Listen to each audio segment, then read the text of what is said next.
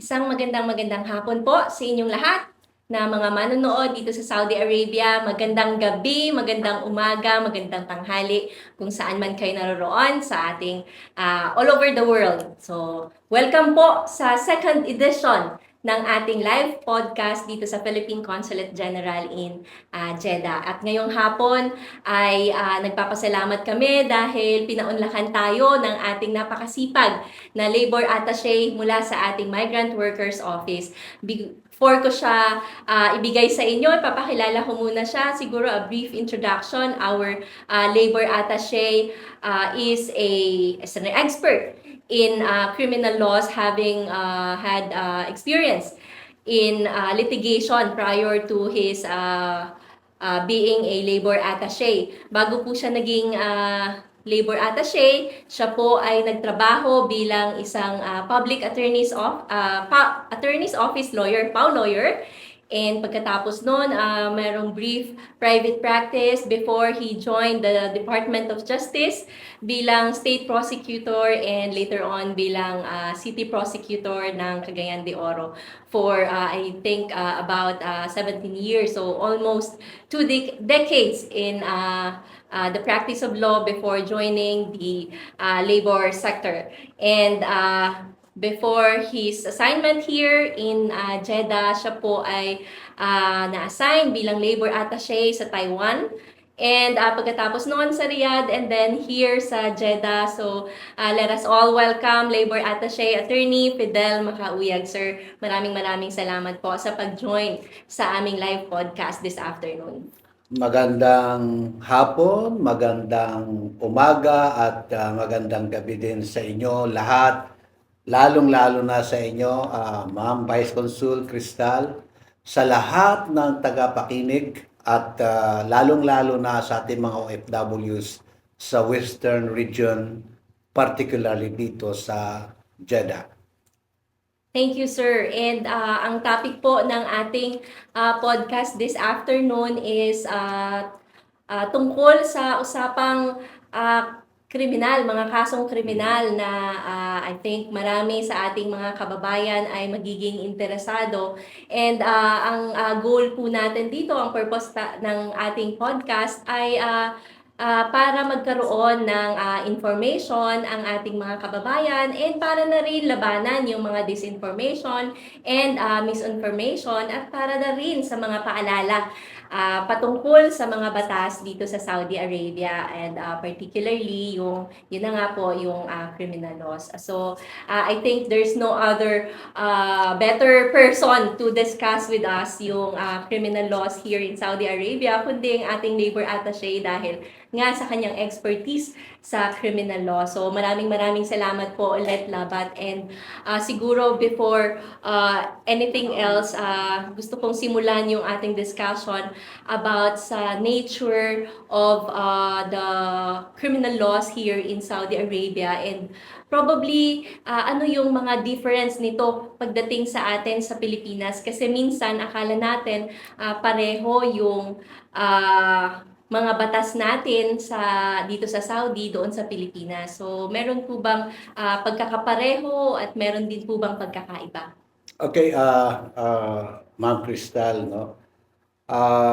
Bago ko sagutin yan, I would like to make it clear that I am not a legal acumen or erudite in the criminal procedure as well as criminal laws ng Saudi Arabia. Yun na nga, bagamat marami tayong experience as a private practitioner, as a PAW lawyer, and as a prosecutor sa Pilipinas, hindi naman parihong-pariho yung batas natin sa Pilipinas at batas ng Saudi Arabia. Although, mayroong mga ibang areas na may pagka-similar sila.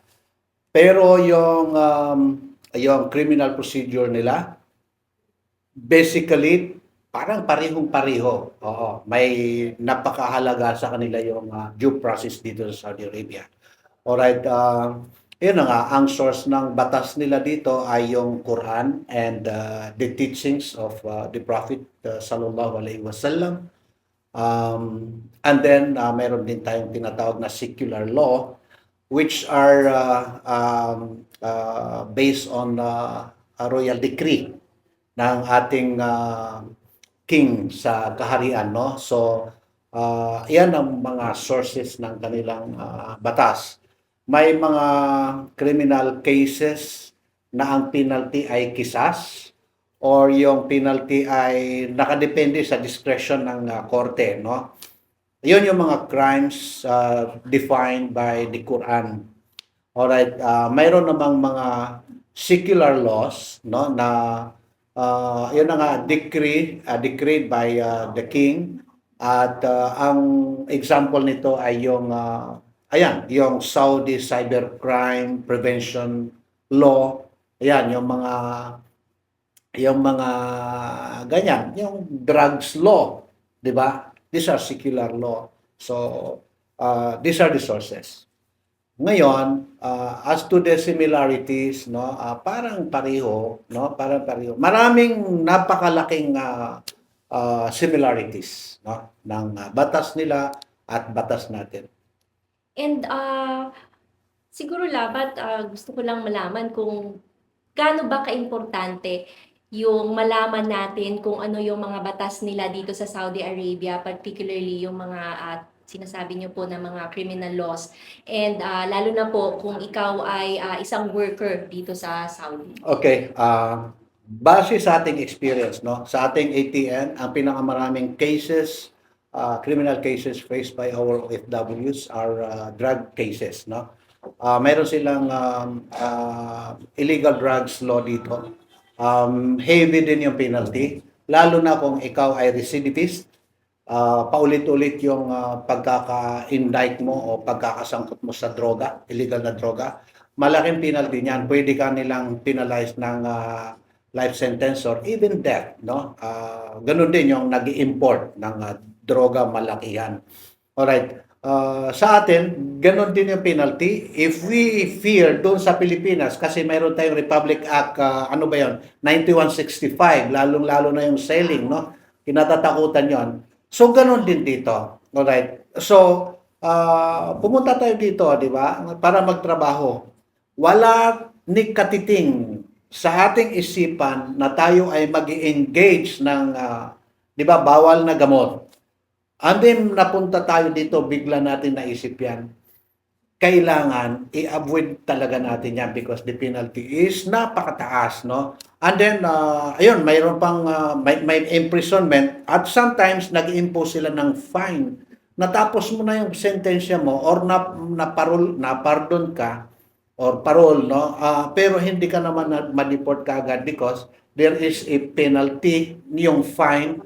Halimbawa, na-penalize ka ng 50,000 real. Saan ka naman kukuha, no? Di ba? That's another problem. So, pagka mayroon kang penalty, mayroon kang travel ban.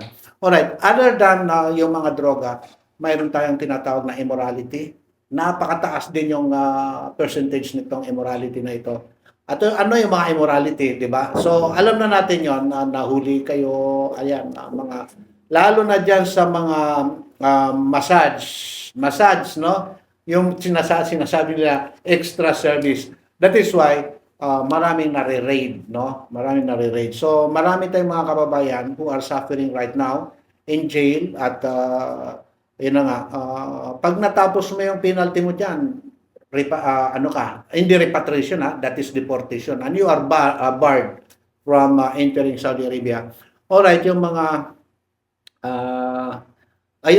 may mga bagay din na akala natin ay tama lang dahil allowed naman sa Pilipinas. Pero dito, hindi natin alam na we are violating certain laws. So parang yung pagka-inosente mo, yun ang ano mo, naging anong tawag yan, kalaban mo, no? You are doing something, for example, you are a gay and you display publicly that you are such. This is really prohibited here.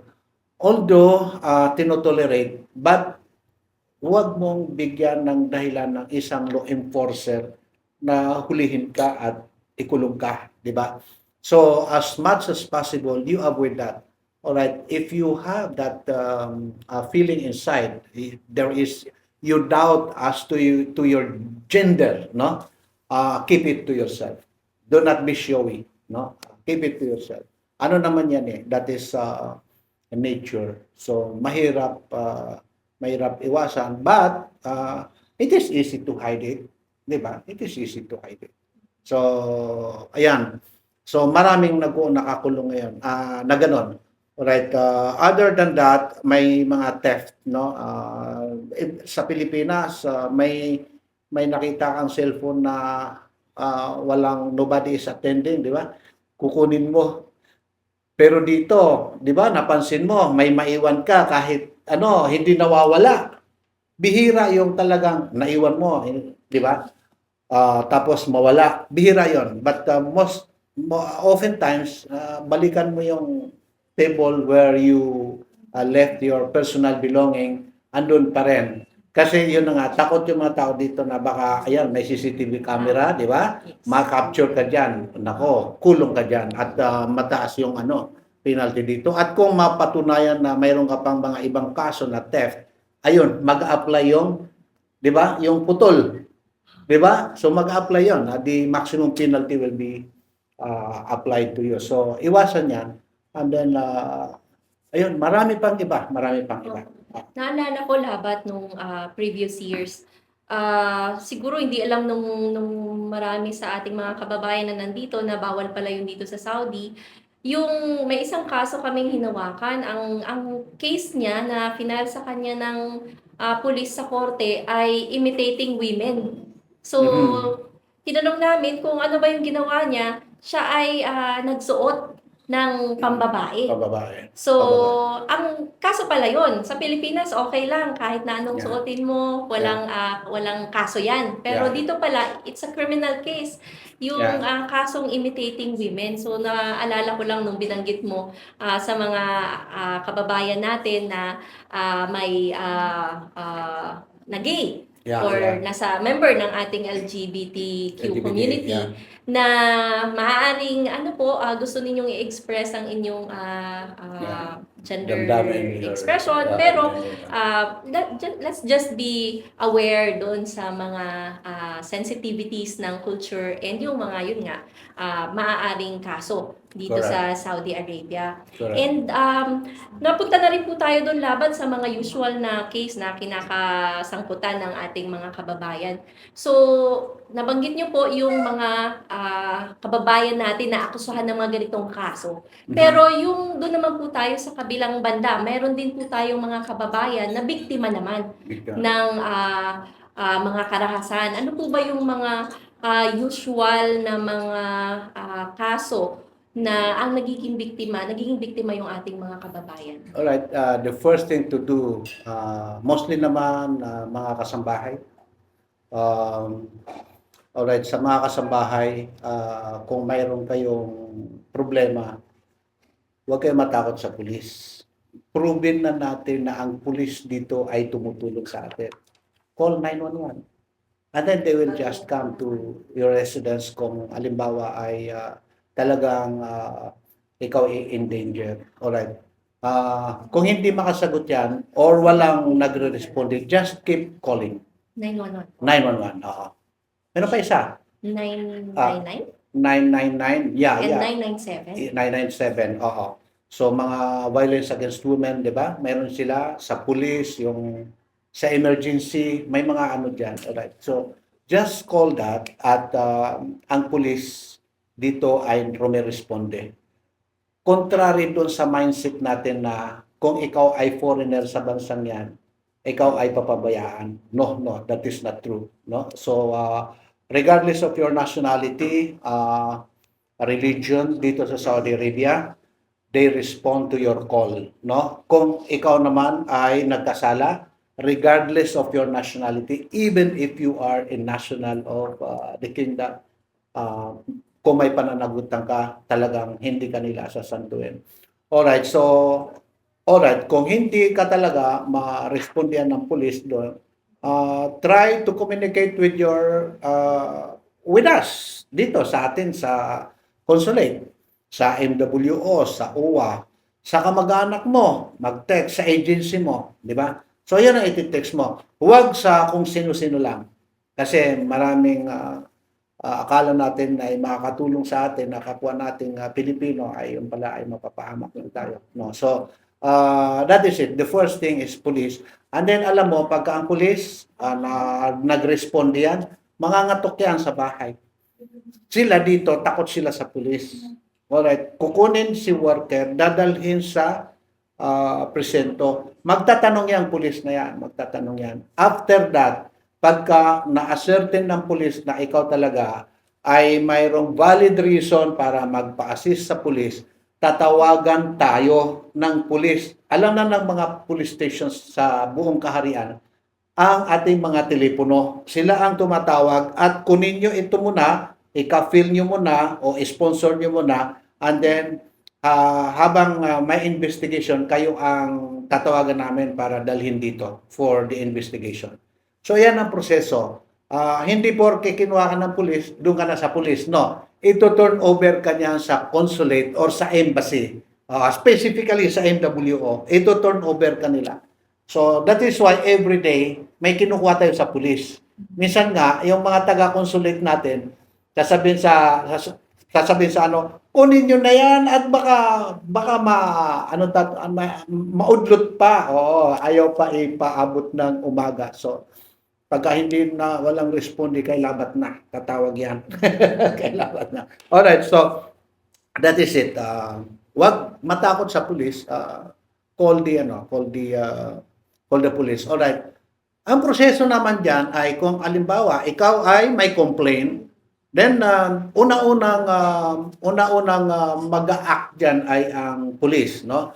Kung halimbawa nauna tayong kumuha sa worker, hindi sa police, dadalhin din natin si worker sa police. Kung si police naman ang nauna, dadalhin niya sa opisina nila at tatawagan tayo. Alright. So, yan ang proseso. Whatever is the complaint, basta criminal yan, criminal in nature, mag-uumpisa yan sa police. Doon ka magpapile sa police. Either through us or directly by the done by the worker herself, no, directly to the police.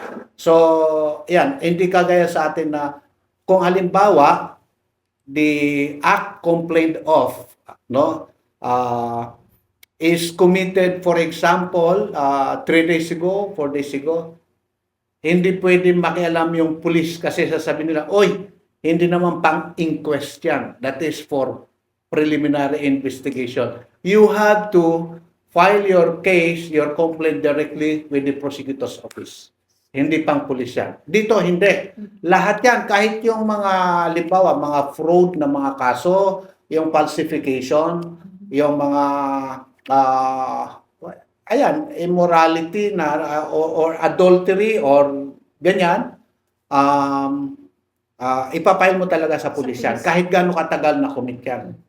So walang distinction yung inquest at saka preliminary Walang investigation. inquest and PI dito sa Saudi Arabia. Wala. So, Puro lahat- inquest. Puro inquest. Puro Yeah. sa police.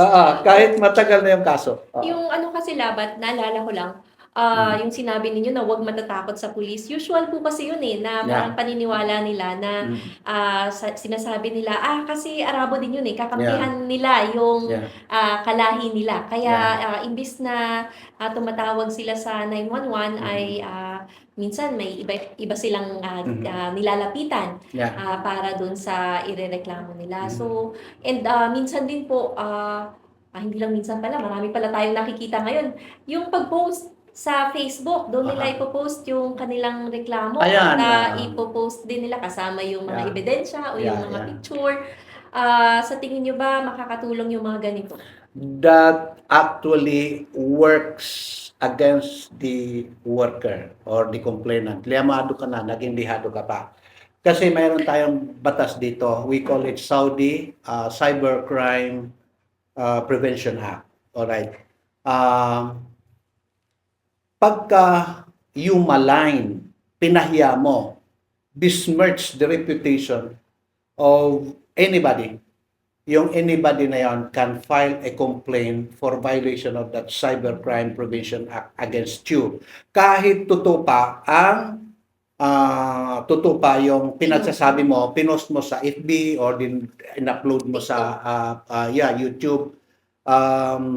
Pag ang dating noon ay para mamalain or mapahiya si employer or kahit sino man, that is a criminal case. And then, yun na nga, 5 years ang imprisonment plus 50,000 na penalty, fine. Oo. Malusutan mo pa yung halimbawa, naka 1 year ka lang, na pardon ka, mayroon kang 50,000 na babayaran, di ba? So, ang laki nun. So, pag hindi mo nabayaran, ang tawag yan, travel ban ka. And then, you are qualified for deportation, hindi ka ma-deport kasi mayroon kang travel ban at mananatili ka sa kulungan. So that is the problem. Alright, so yun na nga. Yung sinasabi ko, whoever you are, maging kahit Kristiyano ka, Muslim ka, Arabo ka, o Pilipino ka, whatever, kung nabalahura ang karapatan mo, aaksyon ang pamahalaan ng Saudi Arabia. They will punish whoever is the culprit, no, guilty. So, wag matakot, wag mo idaan sa mga social media kasi na-experience na natin yan. Marami tayong kaso na na-oppress si worker, na-abuse si worker, pero sa halip na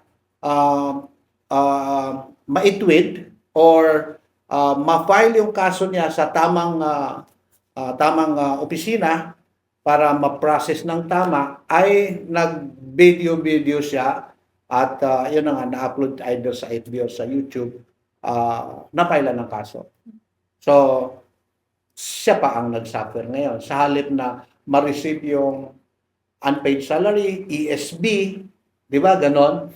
Dahil na nakakuha ngayon ito si employer ng ebidensya against you, ikaw ngayon ang nakikiusap na mag-settle.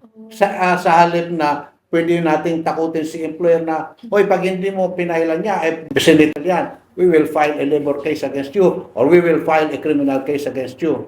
So nawawala yung cause of action natin because sa kagagawan din natin. Hindi natin ma-blame yung mga gumawa niyan, siguro noon, except that hindi sila nakikinig sa atin. Minsan hindi nila alam na pwede pala silang kasuhan Pwede sa kasuhan. pag-post nila. And actually, Labat, hindi lang yun eh. Minsan hindi sila mismo yung nagpo-post. Lalapit sila sa mga siguro well-meaning naman na ating mga kababayan din. At yung iba ay gusto rin naman sanang tumulong pero hindi alam na mapapahamak din pala sa pagtulong. Like marami tayong mga kababayan na mga vloggers and may mga Facebook page, may mga social media pages silang minamanage and malaki yung following. So kapag pinost nila doon, akala siguro nila ay makakatulong. So paano po ba natin to, ano po ba yung pwede nating ibilin or reminder sa mga kababayan natin? Wala namang masama mag-post, pero huwag mong i-identify kung sino yung gumawa siya ng kabalahuraan, no? Pwede yon para kung halimbawa hindi nakarating sa atin yung problema, no? Maaring makarating sa atin through that pag-share. However, wag mong i-identify sino yung tao na tinutukoy mo, di ba? Huwag kang mamahiya, basta facts lang ang sabihin mo, no? Na ganito. Pero kailangan identify kayo kung sino kayong na mga humihingi ng tulong kahit yung mga request for assistance natin, no? Kung ganyan sa video, ilagay nyo doon kung paano kayo tutulungan, di ba? Saan kayo? Baka may telepono kayo. Paano namin kayo matunton sabi sa Bisaya, no? Sabi sa Bisaya. So, you have to indicate your telephone, di ba? Or your name, Total, ganun din naman. Nagpakita ka rin naman ng ano.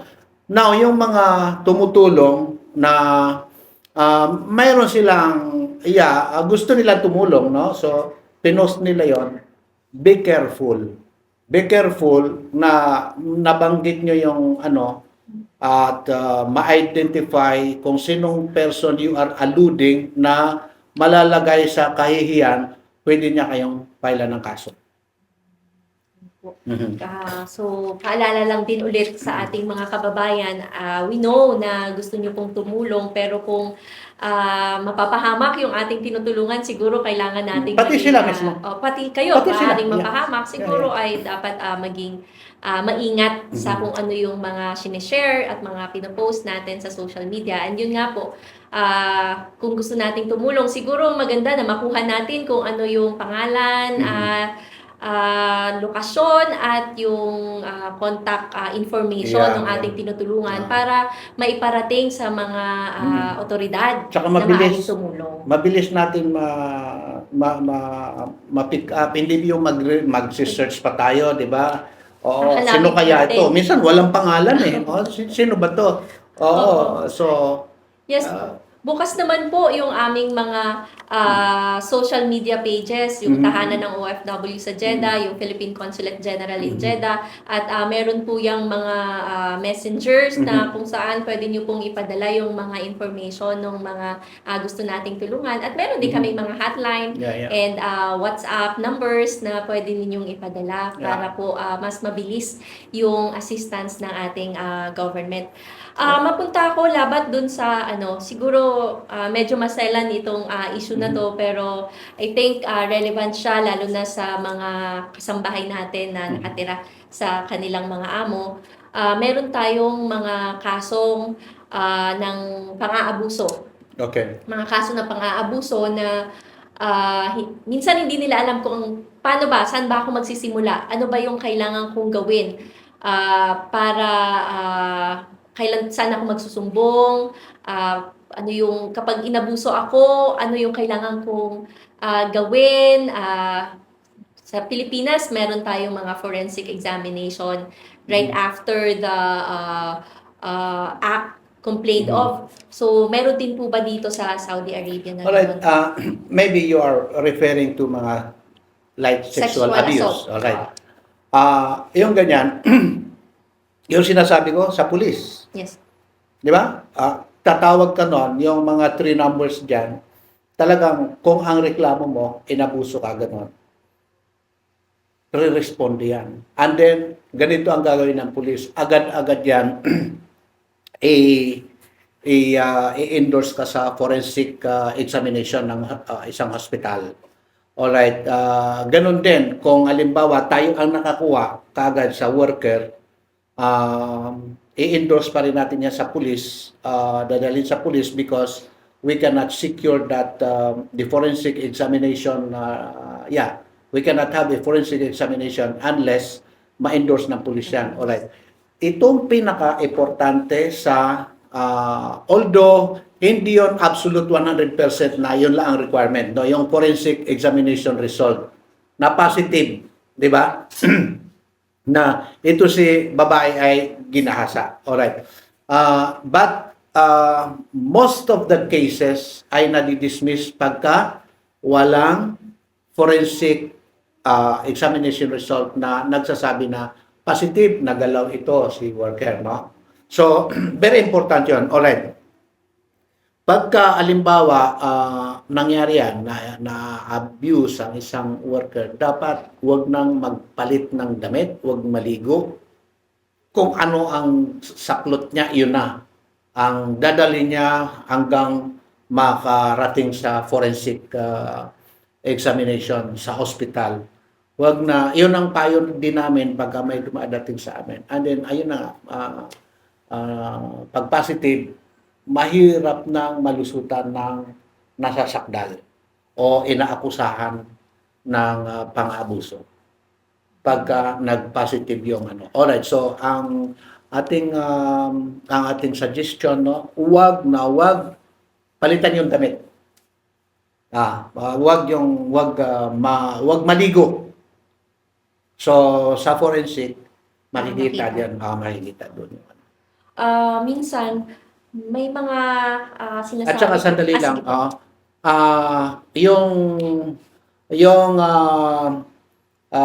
tawag dito, yung similya ng lalaki, andyan yan, makikita sa forensic examination if Hanggang the ilang worker araw? no nasabi nadala sa forensic examination within 72 hours. 72 hours. 72 So, hours. parang 3 days. tatlong araw. Long araw. So, Ah. dapat huwag palagpasin. Ang 3 araw, kailangan Yes. makapag-report. Yes, kailangan ma-report 'yon. Wag na kung pwede sa loob ng 3 araw na yan, wag nang Huwag mali.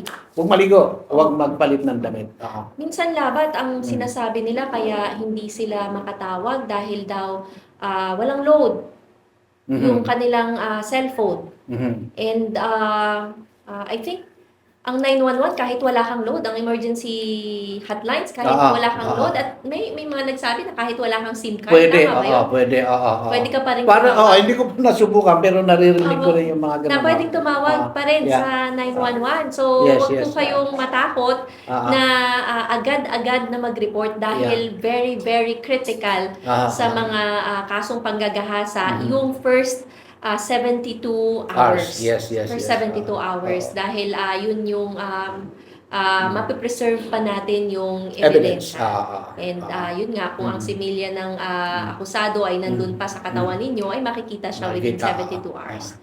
And minsan po hindi lang panggagahasa, yung mga physical abuse, Physical abuse. assault. Ganun din yon. Ganun din yon. Kailangan dalhin natin sa forensic. Ini-endorse din yan ng police. Kung may mga signs of contusions, signs of injuries, so makikita yan at magiging part of the forensic report.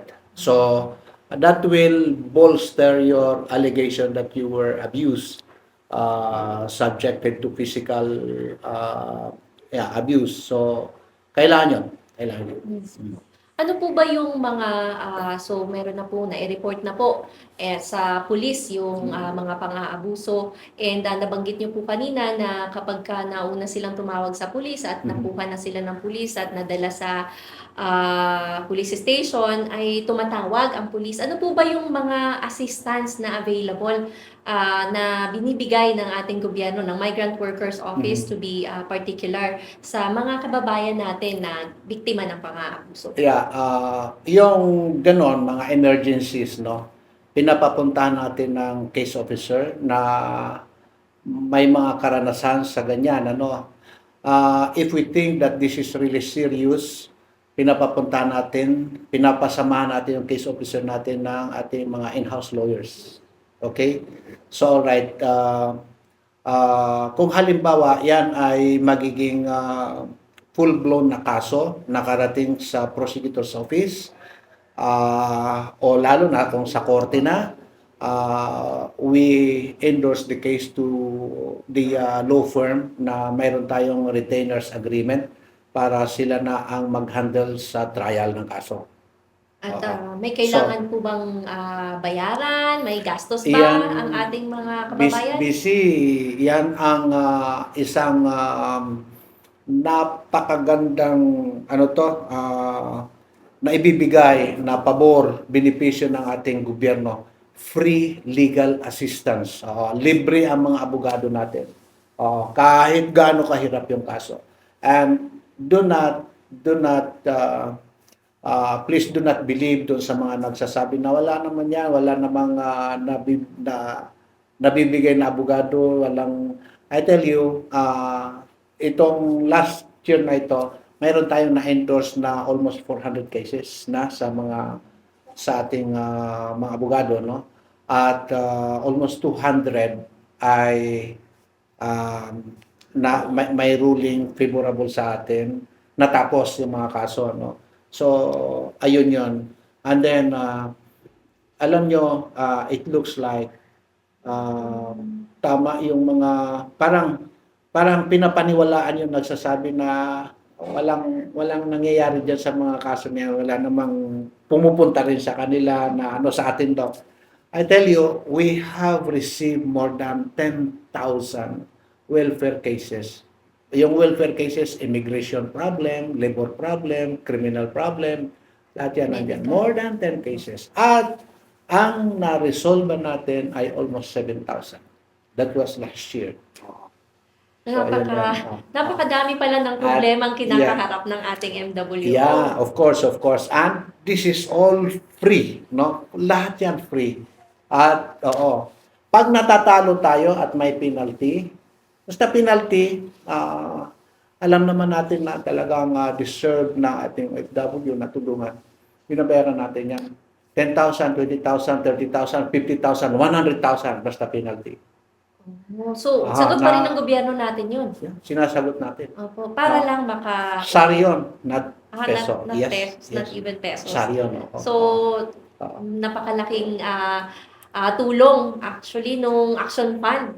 Dito po natin kinukuha yung ginagamit natin. Siguro ito ang isang napakagandang pondo na nakalaan sa isang sector na ating society na talagang napapakinabangan. Walang nawi-waste dito, no? So ayun, ang daming kaya stress kami kasi yung sa evaluation din ng hindi lang legal pati medical. At saka ino-audit din kayo laban. Ayan, ino-audit at kasi pagkano. tinitignan din kung tama ba yung pag-disperse Ayari ng kami. Action Fund. Ito pagkalabat ka, alam mo, isang danger na iniisip namin ay pag nag-retire kami, ano kaya makukuha ba namin yung retirement pay namin o hindi pa kasya para magbayad sa hindi na-aprobahan liquidation ng Action Fund. Para saan ba tong Action Fund na to laban? This is baka for may legal. nagtatanong. Yeah, this is for legal assistance sa mga abogado, binabayaran natin. Ayan, yung mga penalties, pagkaano. And then, yung mga na-hospital na walang employer, undocumented na sila. So, but they must be proof na, there must be proof na siya ay isang OFW, na siya ay isang distress. So, yun.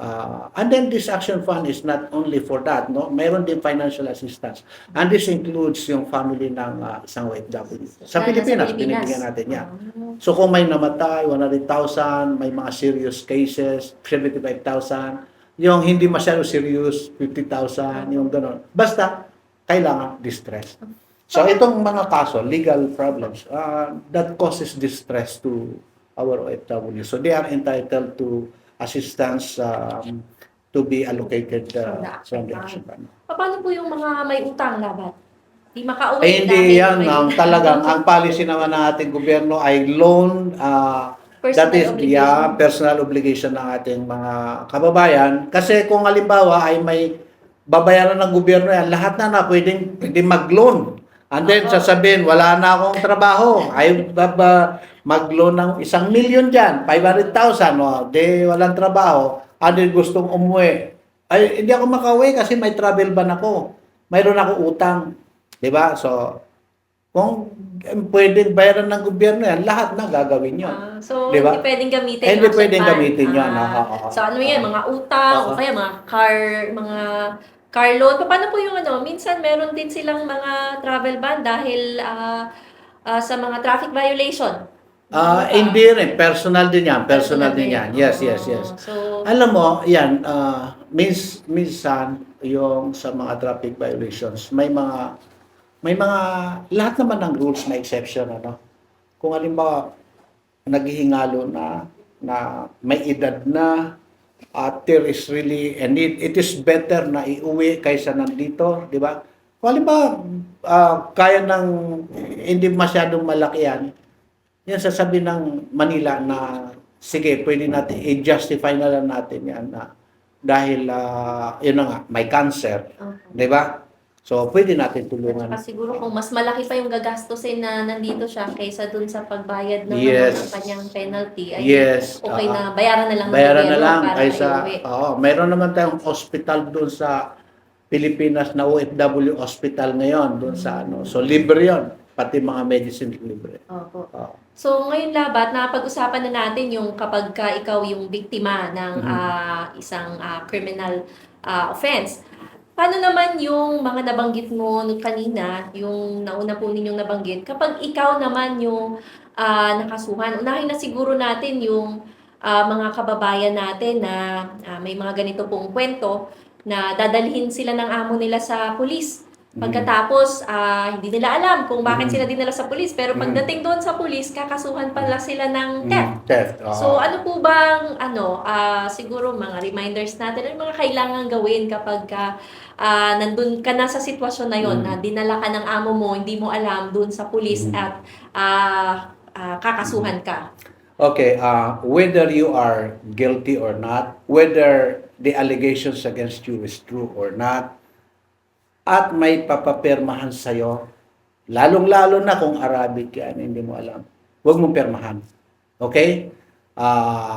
Kasi pag pumirma ka, that will be used as evidence against you. So you cannot dispute that during the trial or during the investigation. Alright. Yung pag-admit ng isang kasalanan ay nagpapababa ng penalty. We call it mitigating circumstance sa Pilipinas. By the way, lawyer din ito si Vice Consul, no? So she is a former prosecutor also. So dito mayroon ding tinatawag na mitigating circumstance. So pwede ka nilang patawan kaagad ng penalty at ayun, mababa yung penalty mo. But do not immediately admit that, no? Nasa sa inyo naman yan eh. Kung feeling nyo guilty talaga kayo, no? Ay pwede nyo i-admit, nasa sa inyo yan, but kailangan mayroon kayong abogado. Di ba? Mayroon kayong representative na nakakaalam. Alright, so usually, pag nandiyan ka sa priso, try your best na, or pwede mo pakiusapan yung police, please contact my consulate. Di ba? Kukontak nila yan. Contact my consulate. And then I will speak. Okay? I will speak. Magsasalita ako pagka nandito yung aking consulate. So, ang police, tatawag sa amin yan, sa atin. And then, ayun, magpapadala tayo ng Alright. Titingnan ng, kung halimbawa, mayroong kang pipirmahan, hindi naman kahit tayo ay hindi natin hindi natin hayaan pirmahan yan. May abogado yan. Papapunta natin na abogado. Ano ba yung Parang plea bargaining yan. Dito, Or, pwede rin, na-file na yung kaso. Mayroong reading of memorandum. Sa atin, reading of the information. We call that arraignment. Di ba? Meron din sa kanila. May arraignment din. So, right in under, it is up to you kung i-admit mo o hindi. Tatanungin ka din po. Tatanungin ka rin. Ng Tatanungin ka rin. So, alam mo yung due process sa atin, parang dito rin. Ganun din. Alright, so, that is it. Alright, doon sa mga leverage na, yung trump up charges because, yun na nga, to leverage, no, yung kasalanan nung, halimbawa, employer, no, papailang ka ng kaso, theft, ganyan, dadaling ka sa presinto. Alright, so, wag kang mag-admit. Wag kang mag-admit. True or not true, wag mo munang i-admit yan, di ba? Kung halimbawa, ang admission ay magpapababa ng kaso, ay saka mo i-admit pagka andyan na yung representative na consulate. So, very important Very na important yan. makatawag sa ating consulate para ma-assist sa police. Yes, because under the law ng Saudi Arabia, yung criminal procedure nila, the accused or the complainant, both parties, no, has always the right to counsel. From the commencement of the investigation up to the submission of the case for decision by hanggang dun sa Supreme Court. So all stages mayroong karapatan si worker na ma-represent ng abogado o representative na nakakaalam sa batas. So, So, ganun yan. parang sa Pilipinas din pala, may right to counsel. Alam mo, ayun na nga, masaya ako at na-assign ako dito at nalaman ko na, yung palang iniisip ng marami na ganito si Saudi, ibang-iba pala. They also have the law. They have the procedure. Oo. So, dito yung sinasabi nyo nga po na may due process din May due dito process. sa Saudi Arabia May ay due process. katulad din sa Pilipinas Yes. na hindi Pero- ka basta-basta. Pero ang mas lenient sila dito sa yung quantum of evidence sa kanila, mas lenient, mas lesser kaysa yung quantum of evidence. Beyond reasonable doubt sa atin, hindi nag-a-apply dito. Hindi. Hindi nag-apply dito. So, yung Hindi. quantum- I mean, ganito. May mga workers tayo na alam natin medyo may kasalanan, Na guilty. Na guilty. Pero hindi nila tinutuluyan. Kasi malaki yung hinihingi nilang proof to indict a person. Malaki yan. mataas? Mas mataas. Sa atin ay prima facie. Sa atin is probable cause that this person is probably guilty. Probably guilty. So, Pero sa kanila hindi. Medyo medyo kulang lang a short of proof beyond reasonable doubt. Bago nila i-file sa during sa court. investigation, medyo mataas yung hinihinging ebidensya. Quantum of evidence. So mataas. So Okay. ayun. I think that manifests their sense of justice na kailangan hindi natin maipakulong yung inosente. Yung inosente. So, ganun yan. I think with the new development sa Pilipinas, medyo maiba lang ako labat. Parang binago din nila yung quantum of evidence sa preliminary investigation sa atin sa Pilipinas. Parang sabi ngayon, kung hindi ka sigurado na makakakuha ka ng Moral conviction certainty. sa court, wag mo nang i-file. Parang ganun na ngayon yung naririnig ko na sa atin sa court. Siguro ganun din sa kanila dito. Ganon Kung hindi dito. sila sigurado, Ganon dito. But, eto nga, may kausap akong lawyer ngayon na pumunta sa opisina. Lawyer sa Pilipinas, pumunta sa opisina. Problema ngayon, sabi niya, nagkaroon ng moral certainty doon sa before filing. Now, ang hirap naman. ang hirap naman, sabi niya, marami naman nabigyan ng blanket authority yung mga Yung prosecutors not to file the case in court. So yun ang ano daw. Ngayon, pagka nabigyan sila ng mas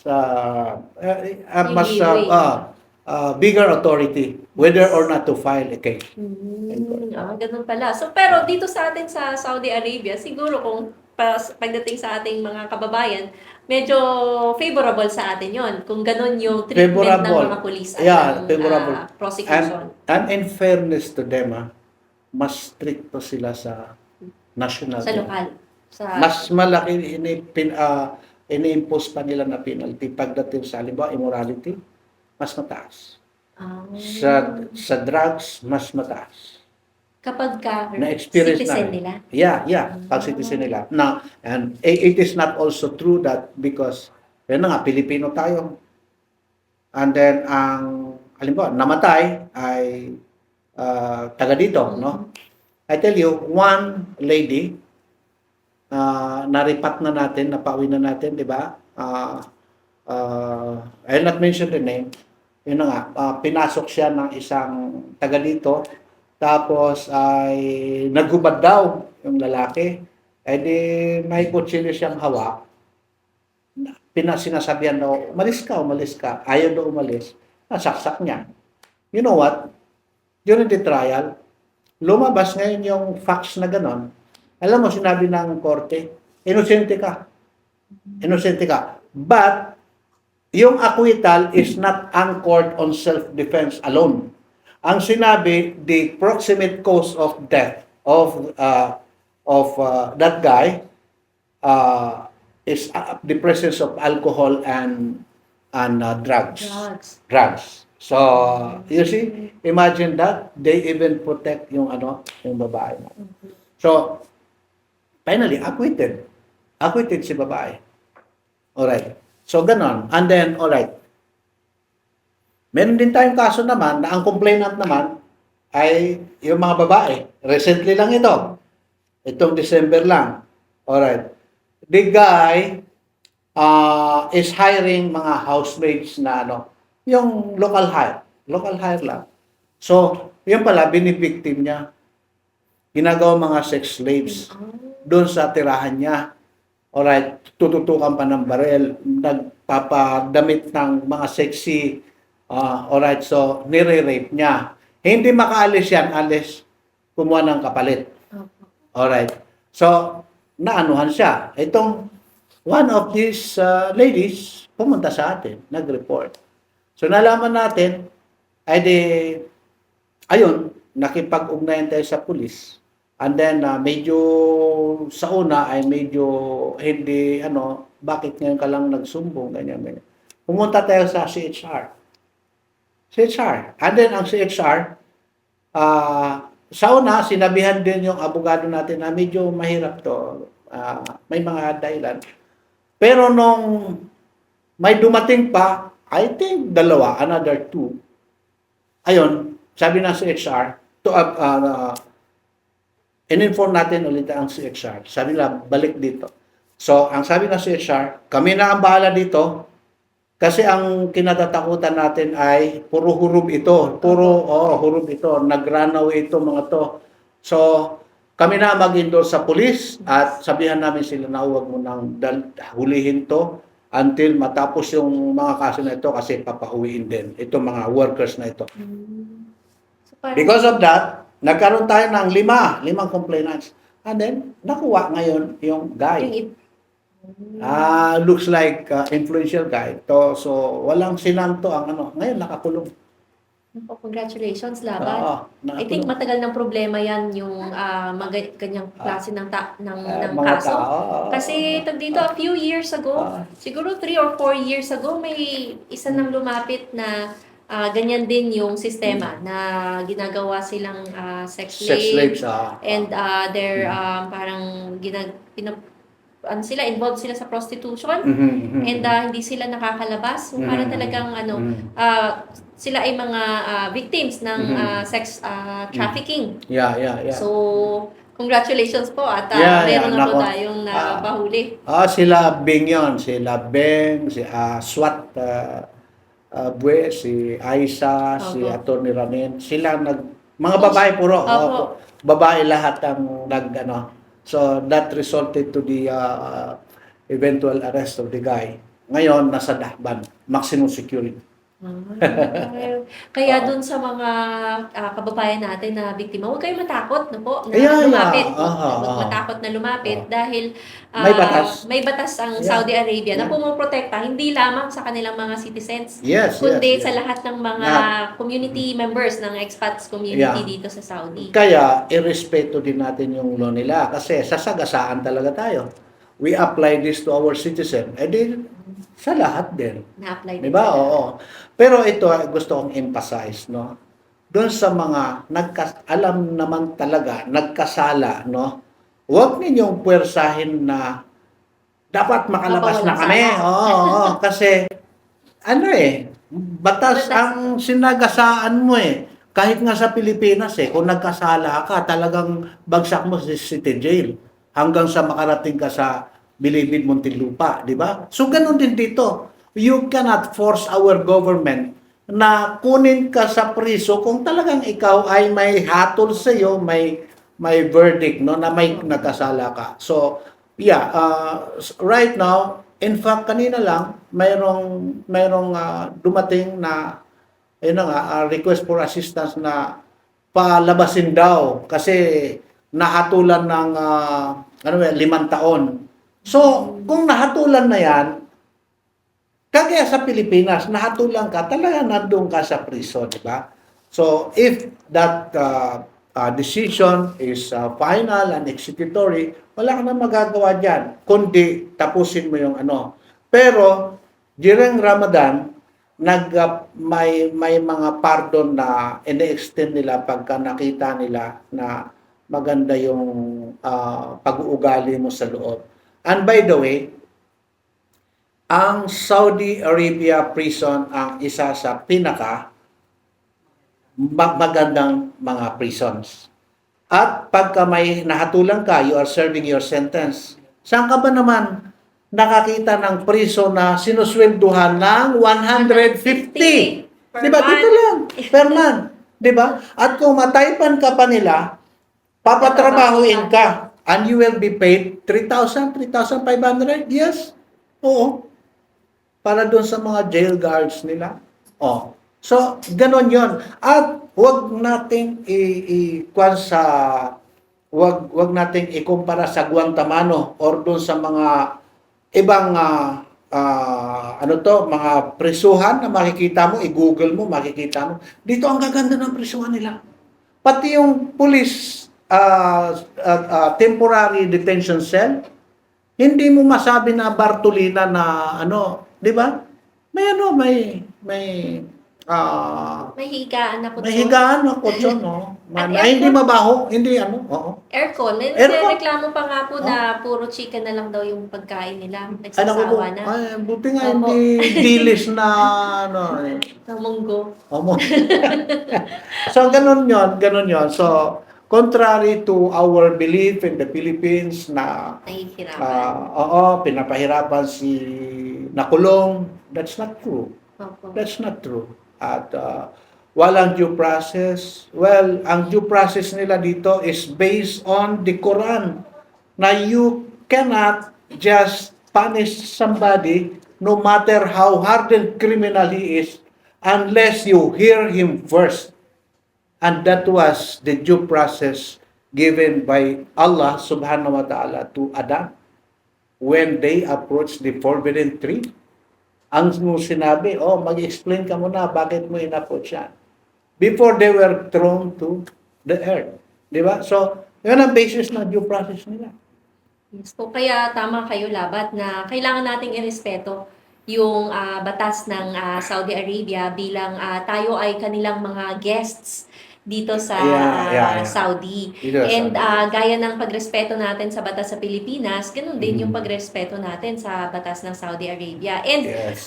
siguro gusto ko lang pong susugan yung sinabi mo kanina, Labat, kasi parang merong parang merong expectation sa ating gobyerno, sa Philippine government, na kapag na-involve sa kaso ang isang kababayan natin, nakasuhan, ay kailangan ma-acquit yan. Ma-acquit yan. So, hindi tayo yung Ah. magdidesisyon nun dahil may korte Yeah. ang Saudi Arabia at may batas ang Saudi Arabia Yes, at totoo sila yan. ang Sa magdidesisyon. decision. Opo. Hindi natin pwedeng panghimasukan ang kanilang proseso. We can ask our lawyer or our representative to represent the worker or Defend. our kababayan.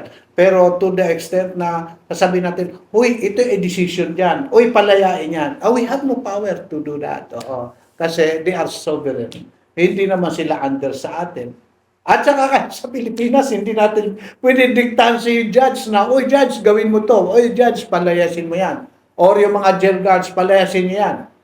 We cannot do that. So, the same thing, ganun din dito. Opo. Oo. But I think our government is doing its best to provide appropriate legal assistance. At sabi niyo nga, ito yung isa sa mga pinakamagandang programa ng ating gobyerno para sa mga manggagawa abroad, yung Yes. free legal Yes. assistance. So Yes. kahit saan kayo makarating, mayroong abogadong tutulong sa iyo. Yes, tayo lang sa buong mundo na gumawa ng ganito. Exclusively for our OFWs. Di ba? Makita natin dito. At ang saksi natin dyan, yung mga OFWs natin mismo dito, that tayo lang ang may mga talagang abogado na nakatutok sa mga criminal cases, mga suliranin ng ating mga OFWs. Opo. And sabi niyo po nga, Labat, meron tayong mga in-house lawyers. Yes. Talaga bang may mga in-house lawyers lahat ng ating mga MWO sa buong Yeah, mundo? sa Middle East lahat. Lahat ng posting. Sa Saudi Arabia, we have 3 MWOs, no? Lahat yung 3, Jeddah, Riyadh, at saka Al-Kubat, lahat yan may mga in-house In-house lawyers. Yes. lawyers, opo. And other posts also in other countries, lalo na dito sa Middle East, lahat yan meron. We had a MWO conference, annual conference, held in Manila last year, last December, last month lang. And it was participated by 17 secular lawyers from different countries. At maswerte tayo sa Saudi Arabia, siguro kasi napakalaki natin, mayroon tayong ipinadala na 7 na abogado. 7 lawyers arrived in Manila from Saudi Arabia. At ito ay mga Saudi lawyers. So ganun din, other countries also sent the respective in-house lawyers. So, ayun, dati wala ito. So ngayon lang nagkataon, at tinan nyo, other consulate at embassy, wala sila, tayo meron. So, kaya sinabi ko na ito, napakagandang programa ng ating gobyerno na dapat talaga natin ipagpasalamat. Yes po. At pag sinabing in-house lawyer, nag-oopisina sa loob Sa ng atin. MWO, sa Parang, consulate. yeah. So, anytime na pumunta ka ay may abogadong haharap sa iyo Yeah. para Yes, magbigay yes, ng yes. legal Pero advice. hindi naman lahat ng problema ay ano natin sa kanila. Kasi yung sinasabi ko, libo-libo yung no? May mga case officers tayo na yung kaya nilang trabahuin, yung mga routine na mga legal challenges, legal problems, andun sa mga case officers. Pero pag nasa trial na yan or involving mga legal, anong tawag yan? Problems na hindi ma-solve na ating mga case officers, pinapahandle natin sa mga lawyers natin.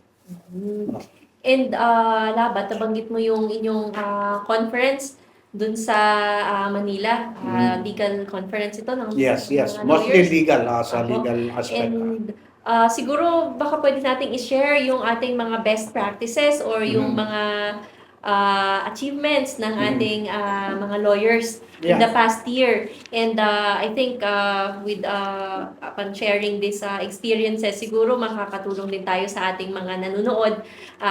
Siguro may makuha silang mga aral dito sa mga achievements or experiences natin in the past. Yeah. If you are asking me kung ano mga na-accomplish nila, talagang malawak na, marami na natulungan. At ayun na nga, yung mga hindi natin minsan maintindihan, mga legal problems, tinatawag natin sila at kumukuha tayo ng advice sa kanila, they give us. So, madali nating na re-resolve ang problema. Even mga tawag dito, mga pasyente na nasa ospital na hindi makalabas dahil laki-laki ng hospital bills, pag dumating yung mga abogado natin, oy palabasin yan, na bawal yan, ganyan, napapalabas nila. Minsan, nalilibre. Minsan, pag ano na lang tayo, negosyo, bayad kami na ba. So, this is the importance of our lawyers, no? Yung isa abogado natin, more than 200 cases natapos niya. Almost silang dalawa, tag 200, more than 200. So, maraming mga taga-BK na, ayun na nga, dahil nalalaman nila yung performance ng ating mga lawyers, marami sila talaga natutulungan.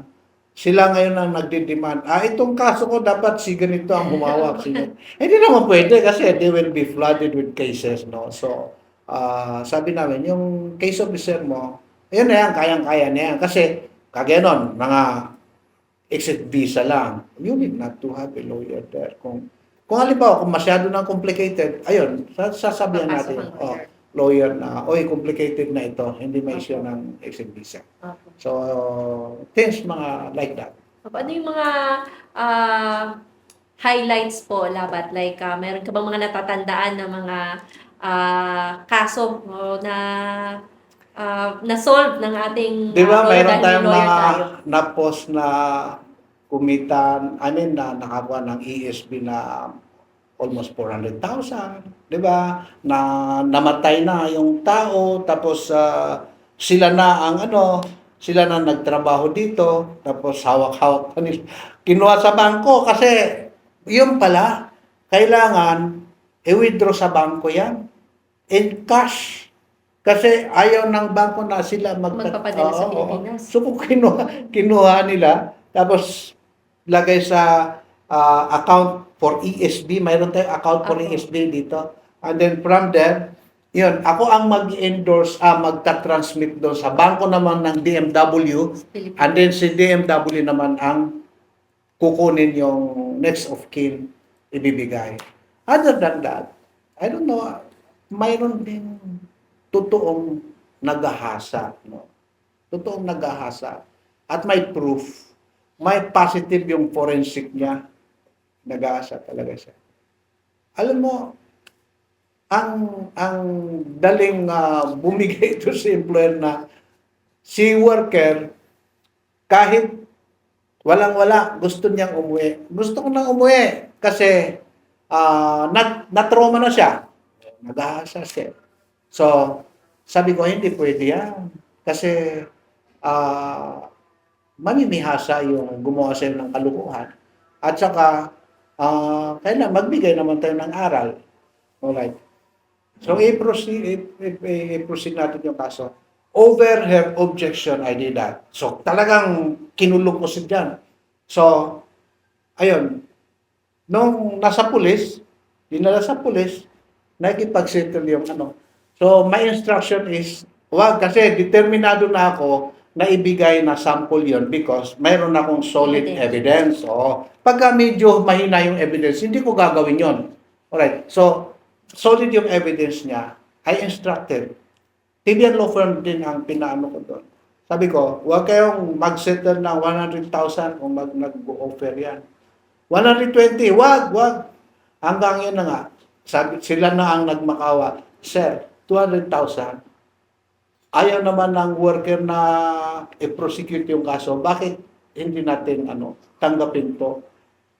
That will help a lot sa biktima. So, si worker naman, talagang gusto naman niya umuwi. Wala nang iba. Sabi ko, sige, ibigay niyo sa worker 200,000. Bigyan niyo yung exit visa and then pauwi niyo na. So, yun. That is a lawyer's, kung walang abogado yun, medyo tatawanan pa ng abogado nung kabila yung mga case officers natin.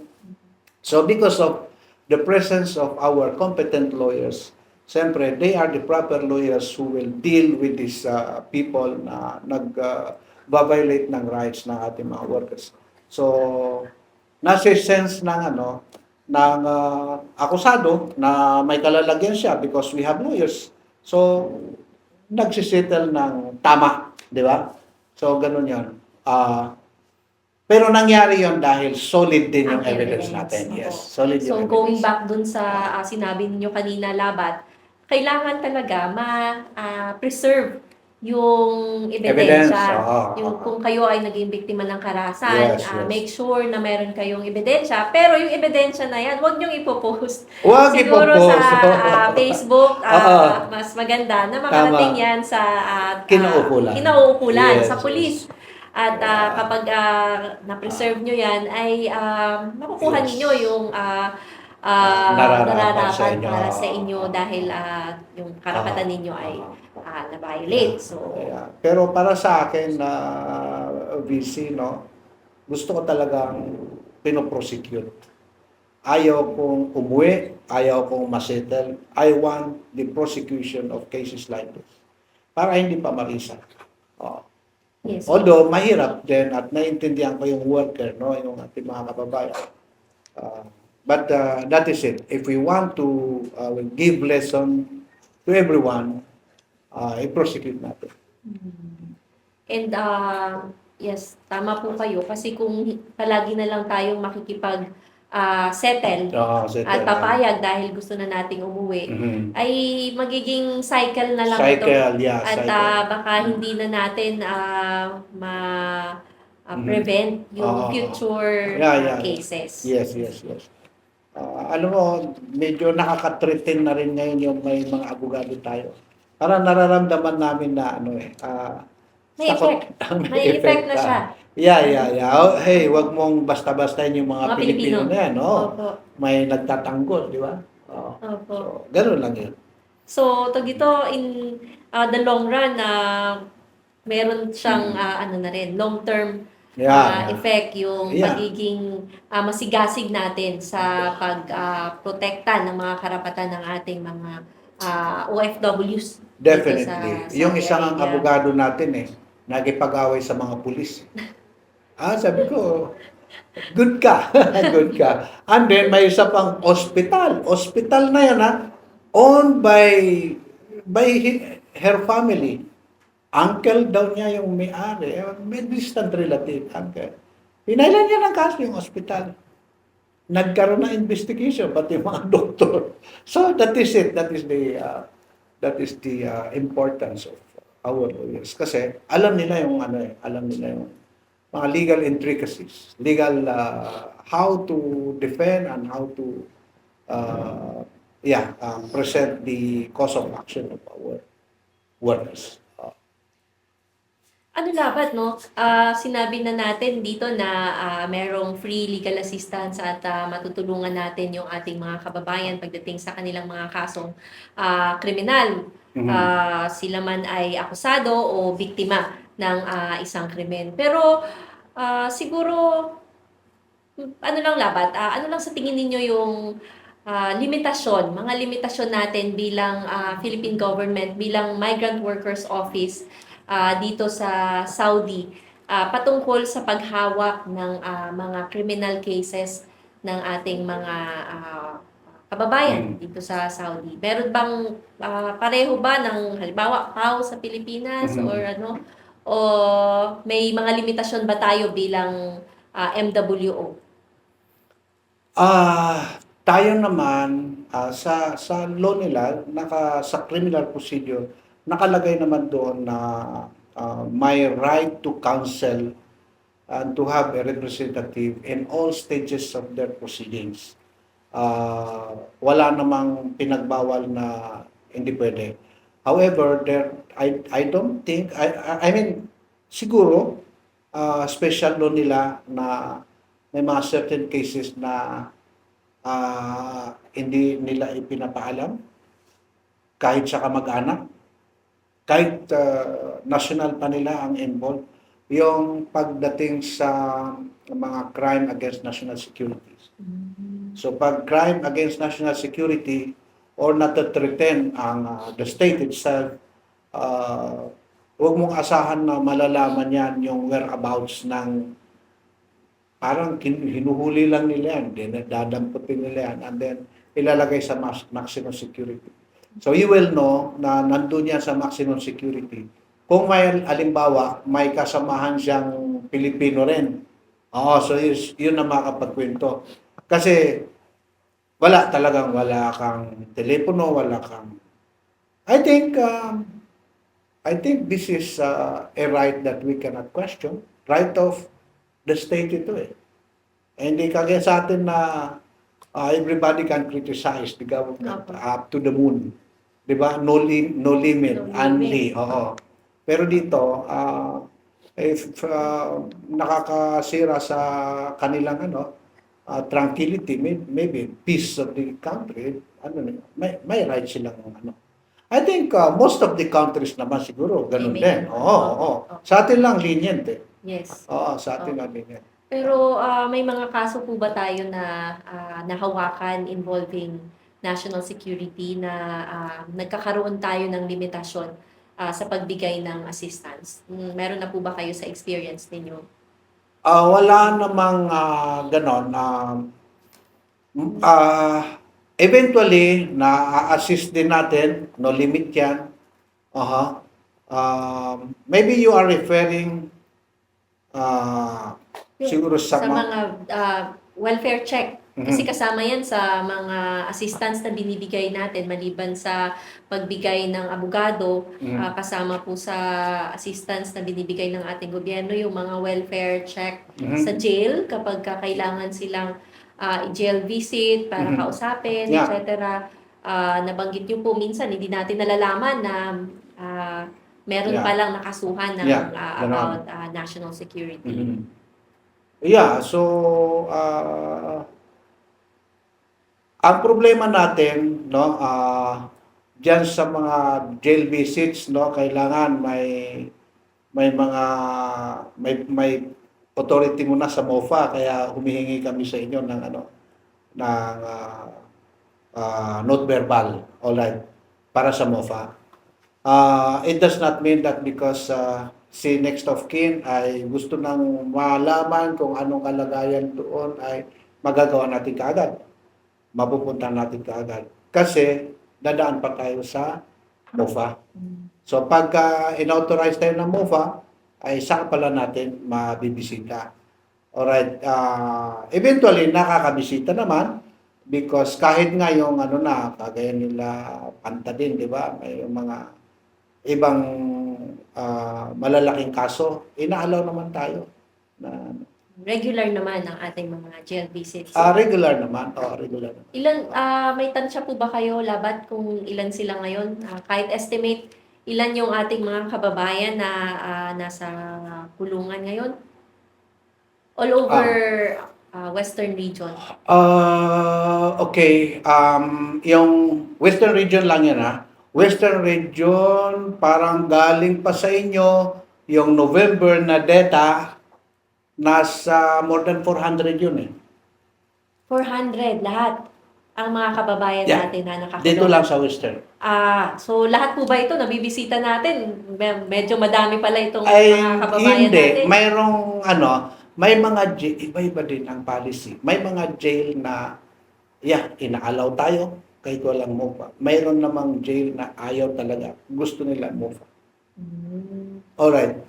So, ini-explain natin to sa mga jails na there is a little,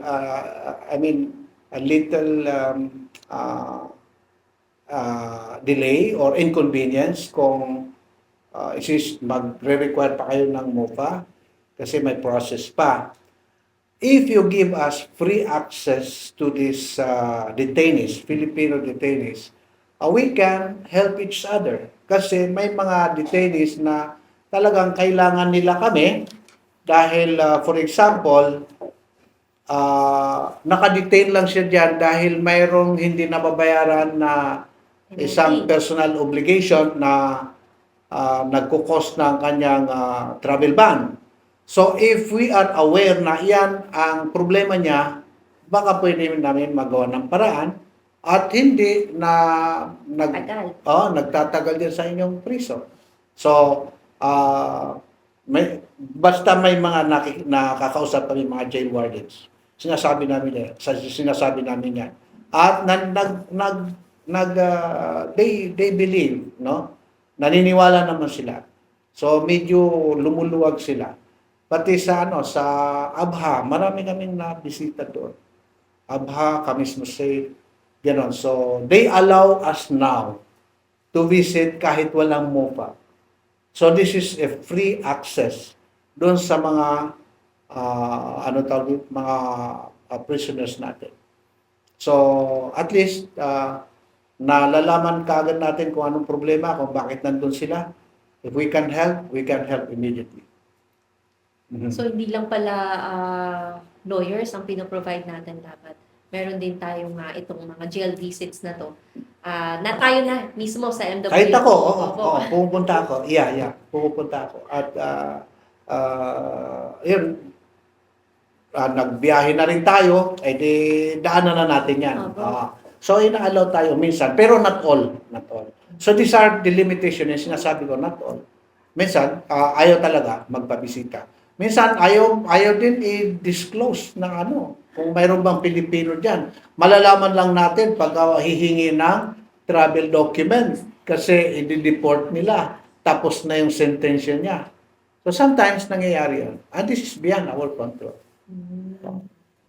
So, sa tingin ko labat, yung mga kamag-anak nila sa Pilipinas, kung hindi pa nalalaman ng gobyerno natin na na-involve pala sa kaso yung kanilang mga kamag-anak, pwede rin silang sila yung magpaalam sa ating gobyerno. Sila yung magsabi sa Pilipinas. Saan ba Aha. sila pwedeng pumunta para mag-report kung Yeah. nabalitaan nila na Yes, nasa please. Ganun nga. Kung halimbawa, hindi nyo alam kung how to reach us, hindi nyo alam paano mag-dial ng 911, no? Di ba? Okay, yung relative mo, kung nako-communicate mo, kahit sa Pilipinas yan, your relative in the Philippines can go to any near DMW regional office or doon sa central office. Lahat ngayon ng mga regional offices natin may DMW. Okay? So, pwedeng ilapit doon. Sila na mismo diretso nagko-communicate sa atin, sa consulate dito sa Jeddah. Alright. So, maliban pa doon, mayroon ding regional offices ang mga OWA. May mga OWA dyan. Minsan, may mga provinces na mayroong mga satellite offices ang OWA. Eventually, magkakaroon din ng DMW. Mga desk, anong tawag nila doon? Magkakaroon sa mga probinsya. So, ayun, doon kayo doon sila report. mag-report at sila na ang magpapaabot sa information about the problem. Sa amin, sa atin. So, hindi lang sila dito na nagkakaproblema yung kung sa tingin nila masyado silang malayo sa Jeddah, pwedeng ipaalam ng kanilang mga kamag-anak po. Pwede, oo. Marami tayong mga nalalaman, mga kaso sa kahit nga sa Jeddah, hindi lang sa Tabuk, hindi lang sa Medina, hindi lang sa Abha o sa Najran. Di Jeddah mismo, we are informed about the problem through the relatives sa Pilipinas. So, gano'n. Kasi napakadali ngayon. Opo. Telepono lang, di ba? Yes. Text message, wala pang seconds na WhatsApp or Messenger. Oo. Pwedeng ipaabot ang kanilang mga problema. So, Labat, siguro basahin natin yung comment section kung meron man tayong mga manunood na may katanungan or may comment before tayo mag-end sa ating live podcast. Meron po ba?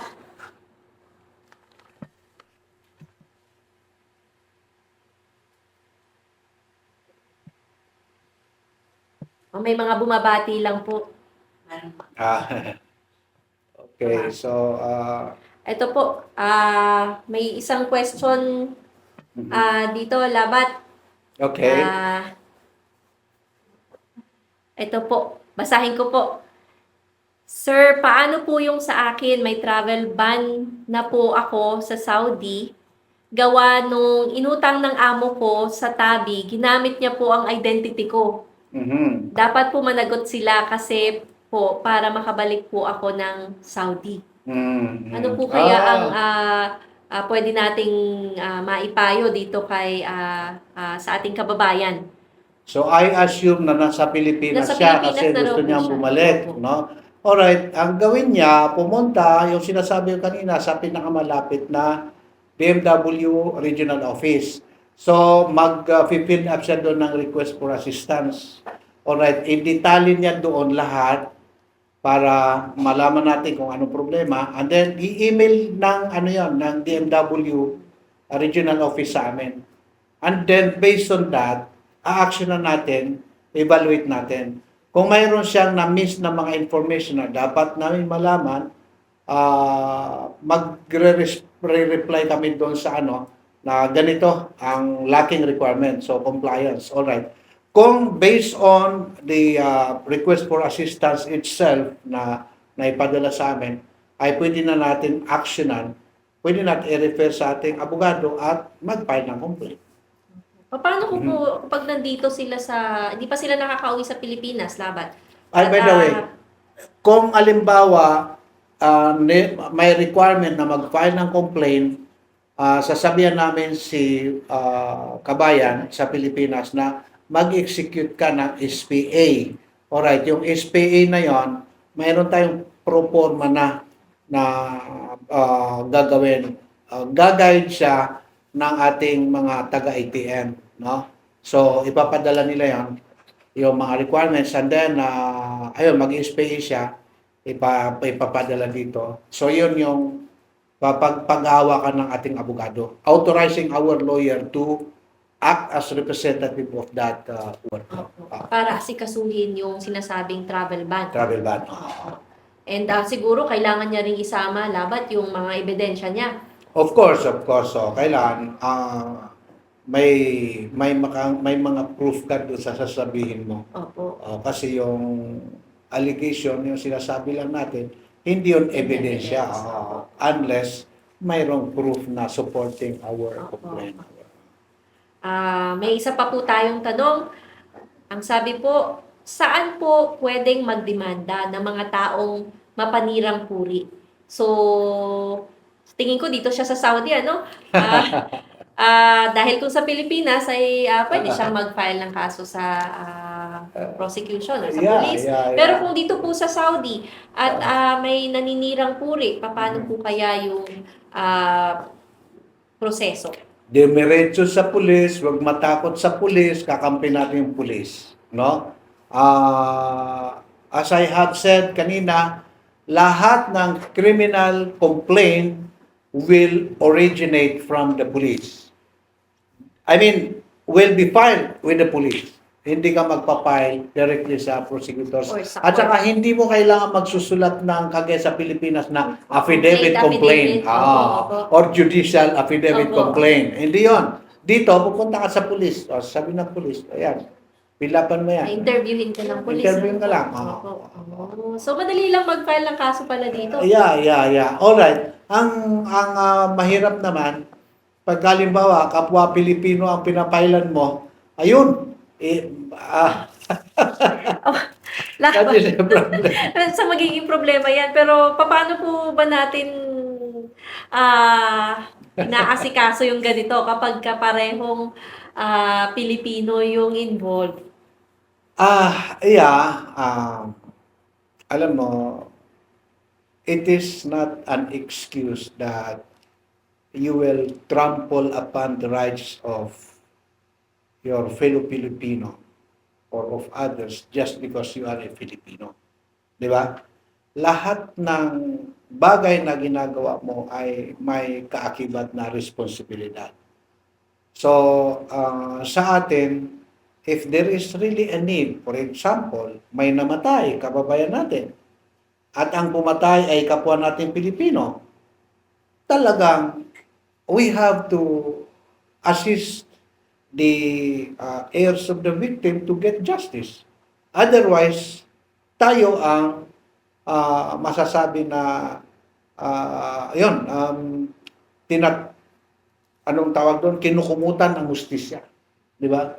So we cannot do that. We really have to assist the victim. Di ba? So, ganun yun. Alright. Kung halimbawa, si Salarin ay gusto rin humingi ng assistance sa atin, it does not mean that hindi din natin siya bibigyan, no? Well, we can provide the assistance para doon sa due process. Depensa niya. Pero as to the acquittal, ayun na, hindi natin magagaran. Hindi natin hawak. Hindi natin hawak, So, yun ang problema natin. Opo. Siguro labat, minsan may mga paniniwala yung ating mga kababayan na dahil tayo ay pare-parehong Pilipino at gobyerno tayo dito, yung konsulada, ay pwede silang mag-file ng kaso dito sa atin sa konsulada laban sa kapwa nila Pilipino. Pwede po ba yun? Pwede ba silang magdemanda sa kapwa Pilipino dito sa atin sa consulate? Ang nangyayari diyan, we have to mediate, no? Isi-settle natin ang problema nila. That is our responsibility. Alright. Kung hindi sila ma-settle, alright, file a complaint with the appropriate office or sa police. Kung Saudi. criminal yan. Sa Saudi yan, no? Sa Saudi yan. Alright, kung halimbawa naman ay yung kaso ay mayroon tayong jurisdiction sa Pilipinas, ay di magpapayo na lang tayo doon sa dihado na pumunta ka sa, kung halimbawa, kailangan yung abogado, mayroon tayong public attorney's office. All cities and provinces, mayroong public attorney's office at doon nila isasangguni ang kanila legal na problem. Mostly naman, ang naayos natin dito ay yung mga family problems, Opo. mga marital obligations. So yan, so minsan, by the way, yung mga lalaki dyan, no, na pagdating dito ay nakalimutan si asawa sa Pilipinas, may kalalagyan kayo. You can be charged for violation ng Bausi law, no? Violence against women and their children. So, that is a criminal case. Hindi lang yan claim or complaint for support, kundi may kalalagyan tayo, pwede tayong maaresto dyan. Pagdating natin sa airport sa Pilipinas, doon pa lang sa immigration, ay may posas na tayo. Kung halimbawa, may lumabas na warrant of arrest against you kasi si Mrs. or yung anak mo ay nag-complain, no? Sa prosecutor's office at nasampa sa korte ang complaint against you. Pagka ang kaso ay na-file sa korte, mayroon yan kaakibat na, mayroon yang warrant of arrest na issue. So, pagka na-issue yung warrant of arrest, may kopya ang NBI, ang police at ang immigration. Minsan may nare-receive po tayo labat na mga complaint galing naman sa Pilipinas. Yun nga po, imbis na doon sila sa Pilipinas mag-complain, magrereklamo sila dito sa atin. Ang inirereklamo nila is worker na nandito sa Jeddah. Example na nga yung vowsy na yan. May action ba tayo na pwedeng gawin? Pwede ba nating ipatawag yung worker or hanapin yung worker? May police jurisdiction ba tayo dito sa Saudi? Ang magagawa natin ay yun na nga, i-notify si worker, imbitahan natin dito at sabihin natin ang obligasyon niya. Alright, pagka ayaw mag-comply, pwedeng sabihan natin si asawa doon sa Pilipinas, filean mo din ang kaso kasi ayaw mag-ano dito. Or, kung malala yung anong tawag dito, problema kay OFW at kailangan talaga natin bigyan ng disciplinary action, pwede siya maban. Mayroon tayong tinatawag na disciplinary action against the worker. Daw. So, disciplinary Saan action. po ito pwedeng i-file? Pwede ba sa Pilipinas? O pwede Sa atin dito, pwede natin sabihan sa DMW na ban yung worker. mag-impose ng disciplinary action. Pag umuwi yan, hindi nila Hindi na siya bibigyan ng makakabalik. OEC. So pwede rin palang mangyari yun? Pwede yun. Pagka may mga worker na mga pasaway.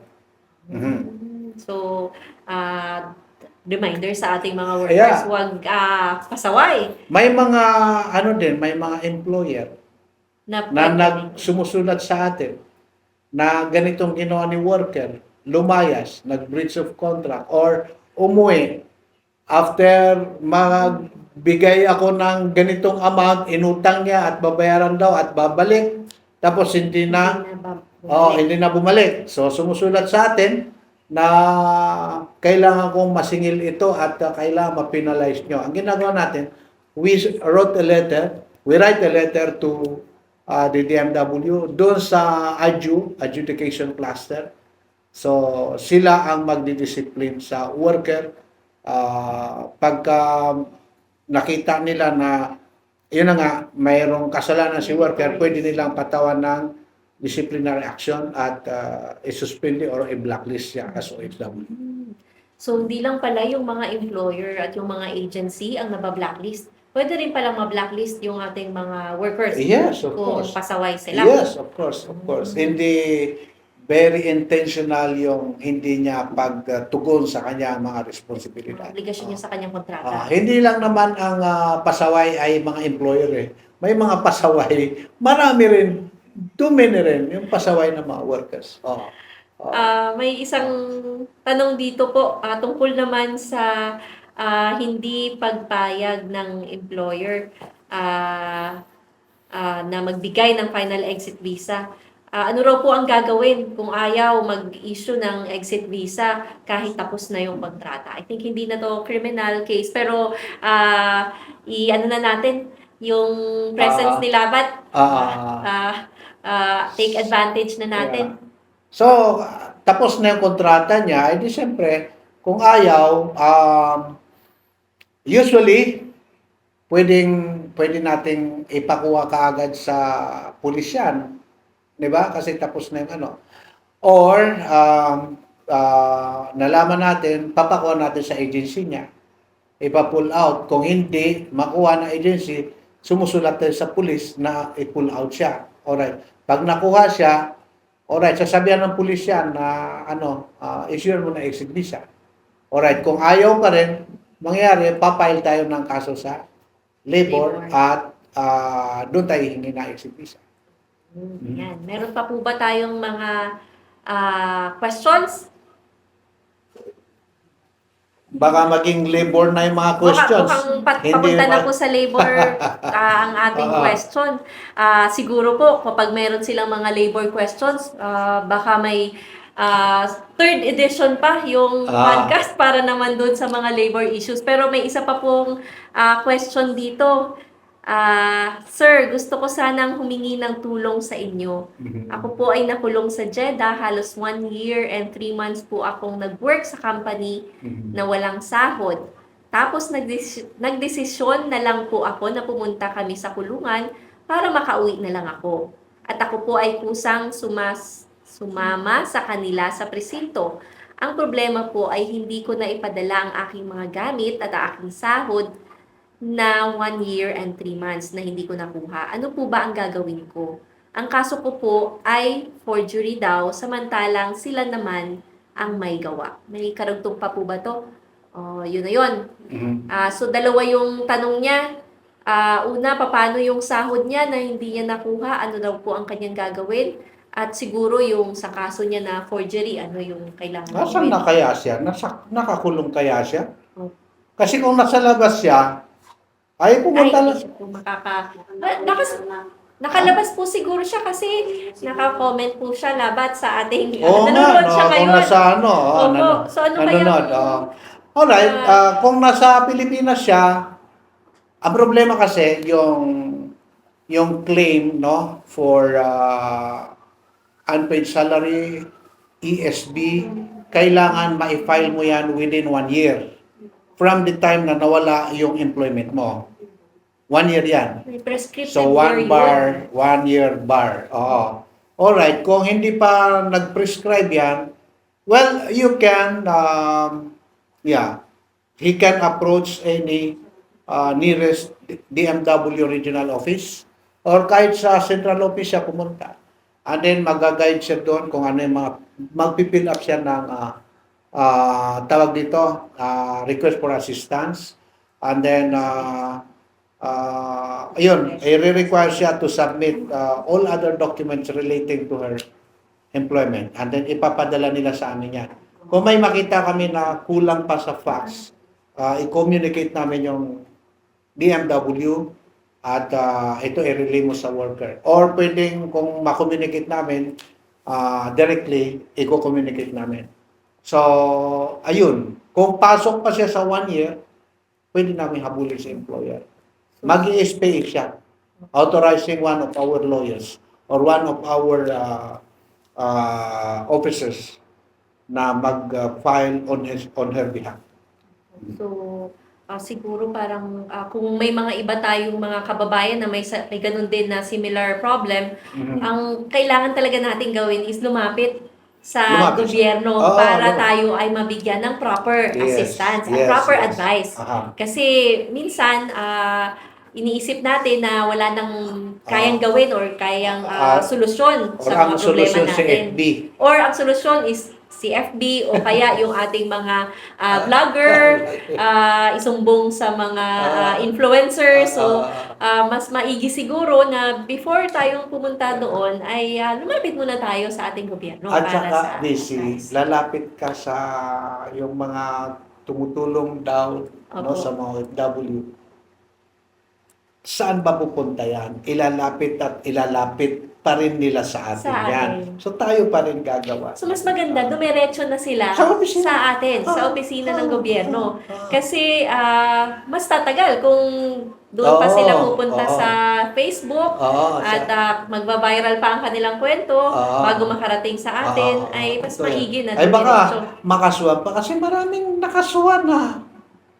Yung mga pinatira natin dyan na 22 na mga workers dyan sa ating, sa taas ng ETN building natin, kinasuhan sila ng cybercrime. Kasi yun na nga, Nag-post sila. nag-post na TV pa eh. So yun ang problema. Na TV ka, so ikaw ngayon na napailan ng kaso. Di ba? O so sa halip na yung sinasabi ko, instead na ikaw ay liyamado, naging dihado ka ngayon.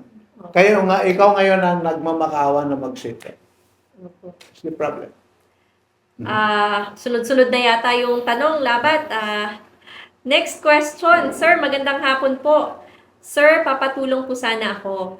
8 months po na hindi po nagpasahod yung employer namin dito sa Jeddah. Baka pwedeng matulungan nyo kaming makuha yung pinaghirapan namin. Natapos na po yung kaso at yung commitment date nila ng pagbabayad. Hanggang ngayon po, wala naman po akong natanggap. Alright, so ibig sabihin, nanalo na yan.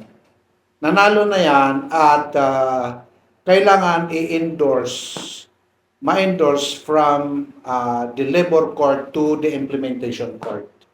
Alright, ang implementation court na ang maghahabol sa employer kung halimbawa ay hindi tumupad sa usapan.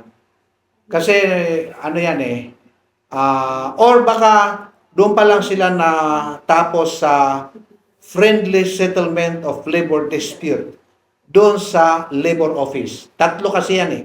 Labor office, ang purpose ay settlement. Pag hindi na settle dyan, pupunta sa labor court. The labor court will listen to both parties. Okay? So whoever wins, sasabihin ng labor court, ikaw natalo ka, bayaran mo si nanalo. Alright. So kung ayaw pang magbayad niyan, i-endorse, ikaw ang magmamanifest sa court na i-endorse yung kaso sa implementation court kasi hindi pa nagbabayad. Now, may mga problema tayo. Minsan, hindi ma-endorse yung kaso sa implementation court kasi na-expire yung ikama ni worker. Dahil, siyempre, nakalaban niya siya, sa employer. So, hindi nire-renew ni worker. So, this is the irony. Okay. So, itong omission of the employer, omission kasi hindi niya ni-renew, failure to act, ginagamit ngayon na dahilan para hindi ma-elevate yung kaso doon sa implementation court. May solusyon po ba sa mga... Mayroon din solution dyan, babayad ka nga lang ng 400. Sa, mayroong may ano bang portal yan? Doon sa Najis, so doon ka magbabayad, 400, para ma-elevate yung ikama or para ma-elevate? Ma-elevate lang. Ma-elevate. Oo. Parang mayroong filing fee. Yes, filing fee. Pero kung may ikama ka, wala nang bayad yon. Alright, so,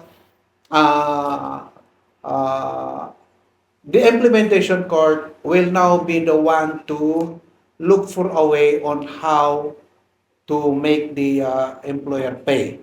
So, pag hindi na nagbayad, ay ang gagawin, ma-freeze yung account at pwede rin i-custodialihis, meaning custody of the court, custody of the law, ang term natin na custodialihis, yung properties ng employer, magkakaroon siya ng travel ban, no, hindi na rin makaka-hire ng expats. So consequences, no, na gagawin ng implementation Implementation court. court. So, meron pa rin palang recourse si kabayan after Mm. ng labor court, pwede pa siya ulit sa Implementation court. And then the implementation court will implement the decision Opo, hanggang through masingil. through that means, no? Opo. Yung freezing of account, ayun, i-auction yung mga properties, ganyan. So, Salamat po, Labat. May okay. meron na naman ibang question. Aha. Pero mukhang komplikado Hindi yung ko kanyang, makakita dyan sa question. screen. Sige po, ako na lang po Mahina yung mata ko, oo. Ako na lang magbabasa. Pero bata pa ako, busy Yes po, parang kaidaran lang kita. Pogi-pogi Thank pa you, rin po. thank you. Concern lang po. Ah, May kabayan po tayo na binastos at pinost ng isang kapwa OFW din. Medyo malaswa po ang post at minor po ang pinost. Hindi po mapablatter at masumbong sa local police dahil undocumented po ang tatay. Pero documented naman daw po yung nanay. Paano po kaya natin susolusyonan yung ganito, Labat? Undocumented po yung Alright, parent. alright. Siguro yung tatay niya yung kanyang sponsor, kaya naging complicated yung case. alright. Samantalahin ko na rin, yung Yes. documented, undocumented. If you are documented, you have all the rights of a citizen of Saudi Arabia. You have the right to complain. You have the right to be treated in the hospital, right to open bank account, right to remit money to the Philippines. Lahat meron ka. But if you are undocumented, you are deprived of all the rights. So, hindi ka makademanda, hindi ka ang daming, magpupunta ka sa kasi, pwede ka magdemanda, pero pagdating mo doon, huhulihin ka. Di ba? Undocumented. Undocumented ka. Ay di, papile ka pa ng complaint. Yun ang utak ng mga pulis. Papile ka pa ng complaint na, hoy, immigration, ito na, kunin nyo. So, that is it. So, please lang, kung undocumented kayo, try your best na ma-document kayo. Maligal kayo sa bansang ito, no? Pero kung hindi naman kayo ma-legalize, kasi patong-patong yung penalty ninyo, umuwi na lang. Alright. Uuwi kayo, punta kayo sa MWO, sa consulate, mag-assist kami. Okay? Hanggang makakaya namin. Kung may mga penalties, we will try na ma-waive, no? Kasi hindi naman babayaran ng Pilipinas yan. Alright. So, i-try namin na ma-waive yun. Now, going back to that case, no? Ganito yan. Kung legal si mother, pwede niyang dalhin si anak, kung minor yan, sa pulis at ipa-complain. No? Yun na nga, cybercrime. At no need na si tatay na pumunta doon. Pero, ayun na nga, ma-alerto si pulis, yung tatay nito, undocumented. So, pwede naman mag-complain. So, very important, Labat, yung minention nyo, no, about sa pagiging documented at undocumented. Yes. Talagang vulnerable ang estado ng ating mga undocumented na mga kababayan dito. And I think best advice talaga is umuwi sa Pilipinas dahil sa Pilipinas bilang mga citizens ay protektado tayo ng ating batas. Pero Yes. pagdating dito sa ibang bansa, lalo na dito sa Saudi, ay hindi natin kayang ibigay yung full benefits ng pagiging citizen, ng pagiging Filipino citizen dito sa Saudi dahil tayo mismo na Philippine government ay wala tayong ganong kapangyarihan dito Correct. sa Saudi. Correct. Kailangan nating irespeto nga yung mga batas at regulasyon ng ating host government, yung Saudi Arabia. Correct. So, we are here to assist you in securing exit visa We are here to assist you. Baka pwedeng ma-waive yung mga penalties, no? Basta kung ano makakaya natin, gagawin natin.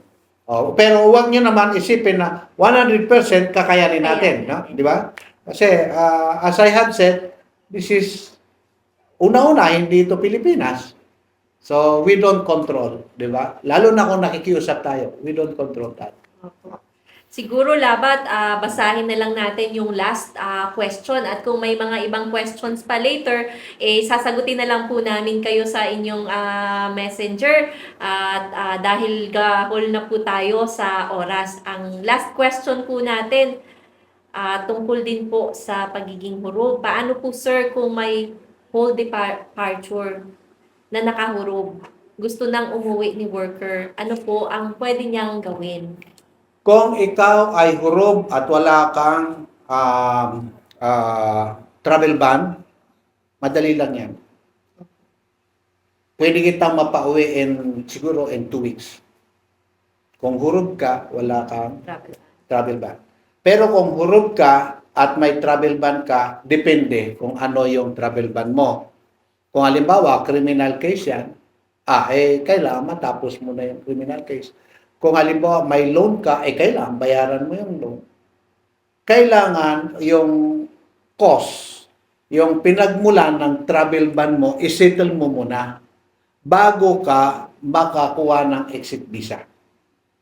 Kung hindi mo masettle mo na yon, hindi ka makakauwi kasi hindi ka makakakuha ng exit visa.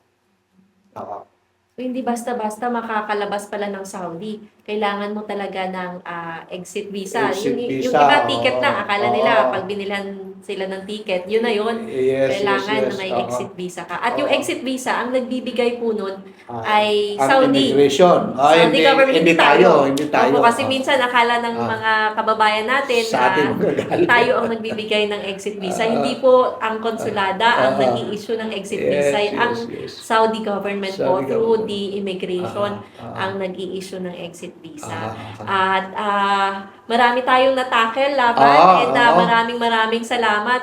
I think mayroon tayong mga nakapanood na may natutunan po sa ating talakayan ngayong Yes. hapon. Almost 2 hours nga. Yes, labat ang ating kwentuhan. Siguro before tayo magtapos labat, mga last and final reminders po siguro para sa ating mga kababayan na para maiwasan nila yung masangkot sa mga kasong kriminal. Totoo yan. Alam mo, BC, ang isang pinakamalupit, mahigpit, at pinakamalaking kalaban ng isang tao ay ang kanyang ignorance. Hindi alam, no, ang isang bagay. Kasi minsan akala natin wala tayong nababiolate na batas, pero yung pala ay malaking violation. Gaya nung sinabi mo kanina na sa Pilipinas pwede mong i-express yung 'di ba? Yung pagka-LGBT mo. Pero dito hindi pwede kasi nasa Sharia law nila na bawal nga 'yon. Nag-umpisa yan noong panahon ni Prophet Lut, the nephew of Prophet Abraham, no? Na yun na nga, may mga ganon. So, nasa Quran yun, nalagay sa Quran. So, it's a criminal case. So, yun. Kung tayo ay membro sa LGBT, huwag natin ipakita dito. Huwag tayo showy masyado, lalo na kung nakikita tayo ng mga authorities. So, that is it. So, alamin natin, maliban dyan, alamin natin yung dos and don'ts. Minsan ay sabi nila masarap yung illegal, no? Sabi-sabi lang yon. Kasi mas matindi, mas masaklap yung illegal na yan pag nahuli ka. That is the problem. So, yes. So, immorality here is punishable, no? Makipag-date ka sa hindi mo asawa ay punishable yan pagka kung hindi ka mahuli, di okay. Pero kung nahuli ka diyan ay may kalalagyan ka, di ba? So, as early as possible, prevent na natin yan kasi pumunta naman tayo dito para magtrabaho para sa ating pamilya, hindi para maghanap ng problema natin at problema ng ating pamilya. So, know your rights, know your responsibilities, respect the law of wherever you are, and then hindi ka mapiperwisyo, hindi ka magkakaroon ng problema. So, yun lang yun, busy. At kung may problema naman kayo, lalo na kung hindi nyo sinasadya, andito lang po kami willing, more than willing to help and provide assistance. Maraming salamat po, Labat. Kahit ako ay maraming natutunan, I'm sure yung ating mga manonood ay maraming natutunan. At ulitin ko lang kasi napakaganda nung sinabi ninyo na yung last words ninyo para sa ating mga kababayan, para sa inyo pong proteksyon, para sa safe na pagtatrabaho dito sa Kingdom of Saudi Arabia. Know your rights, know your responsibilities, know the law. Kasi nga, knowledge is power. Ito na nga nagsabi ng knowledge is power. But thank you very much po sa ating mga manonood, and I hope you stay tuned to our future live podcasts discussing the rights of our OFWs here in the Kingdom of Saudi Arabia. Isang magandang hapon po ulit sa inyong lahat. Magandang umaga o magandang gabi sa mga nasa labas ng Saudi Arabia. Again, thank you very much po, Labat Fam, sa inyong pagpapaunlak. Salamat po, Vice Consul Cristal, and best regards nga pala sa ating butihing Consul General Romel Romato. Nanonood siya ngayon, sir. Ay, ganoon. Yes, sir. Okay, good and afternoon po. happy trip, safe travel, Secretary Hans Leo Kakdak.